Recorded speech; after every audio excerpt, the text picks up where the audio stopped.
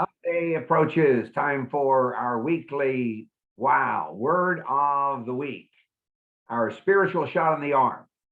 Get us through Hump Day, get us through the rest of the week until we assemble on the Lord's Day. Our word this week, the word consecration.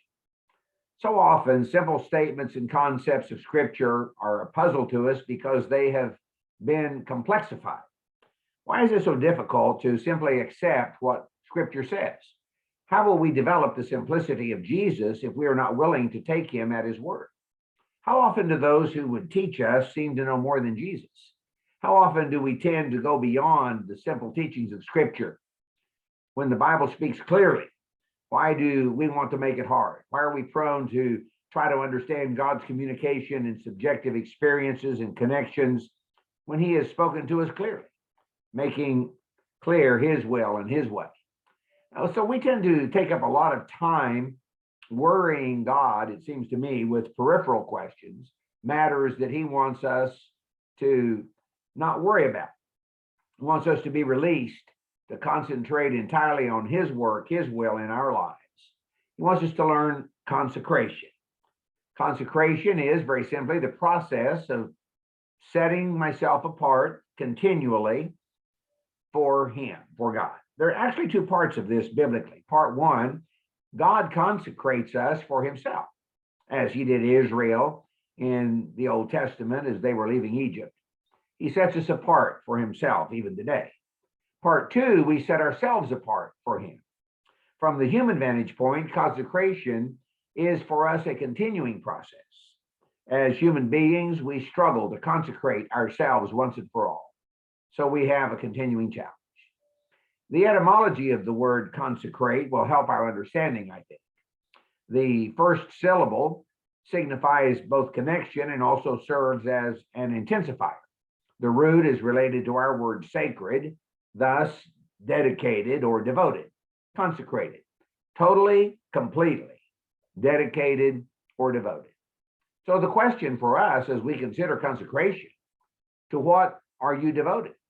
Each week, 168 hours, what takes up the majority of your time? What fills your spare time?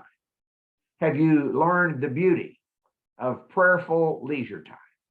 Do you spend your Sabbath time resting and relaxing with God or apart from God? Have you learned to enjoy what I like to call simply wasting time with God? Do not confuse our consecration or our decision for devotion and dedication, our setting apart of our own lives, with our sanctification.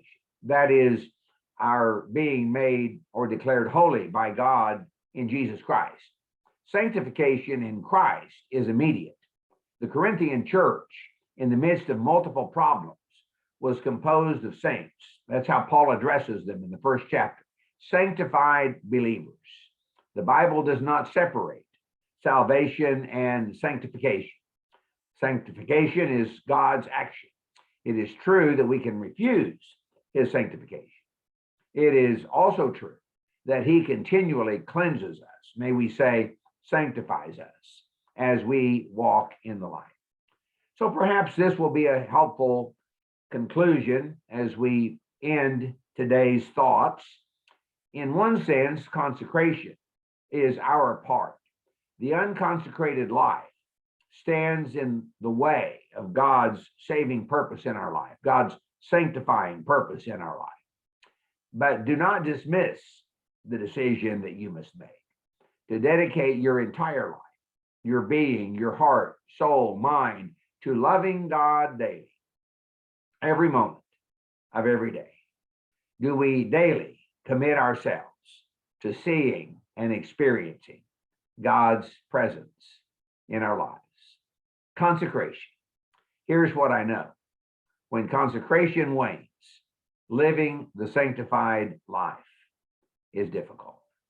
May we commit ourselves to God fully, wholly, in every part of our life.